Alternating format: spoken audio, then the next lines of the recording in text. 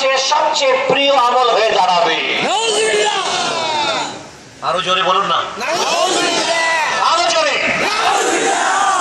নবী করিম সাল্লাল্লাহু আলাইহি ওয়াসাল্লামে বলে, আল্লাহ তাআলার নৈকট্যতা যদি অর্জন করতে চাও তাহলে একটা কাজ হচ্ছে নবীজির গুম্বাদে খাজরা, নবীজির মাজারের গুম্বাদকে ভেঙে বিসমার করে দাও।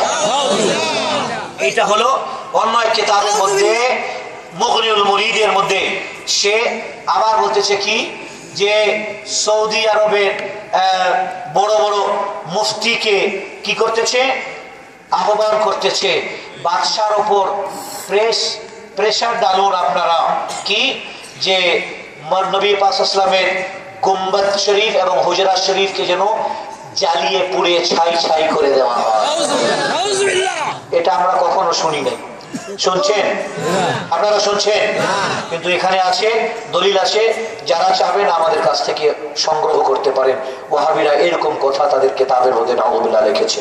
بعد تحريمهم للمولد وللصلاة على النبي صلى الله عليه وسلم وللدعاء جماعة وأيضا طالبوا بحرق الحجرة وهدم القبة الخضراء. هنا اثنان يطالبان بهدم الكعبة والعياذ بالله تعالى. শেখ বলতেছেন, শুনলেন, এক নবীজির গুম্বাদে খাজরা ভেঙে দিতে চাইলো, নবীজির হুজরাতে আগুন লাগাতে চাইলো, নবীজির মাজার উঠায় বাইরে ফেলে দিতে চাইলো। ঠিক আছে, এতগুলো হওয়ার পরে আবার মিলাদ ও কিয়ামকে শিরক ও হারাম ফতোয়া দিতে শুরু করলো। এটাতেও তারা ক্লান্ত হয়নি, এটাতে তাদের যথেষ্ট হয়নি। তারপরে কি করলো, এই দেখেন এই কিতাবের মধ্যে দুইজন মৌলভী, দুইজন লামাযহাবী আলেম, তারা কি করলো, সৌদি আরবের বাদশাহকে বললো যে একটা কাজ করে, মহিলা পুরুষ খানা কাবাতে একসাথে যে তামাম করে, এই জন্য খানা কাবা ভেঙে বিসমার করে দাও।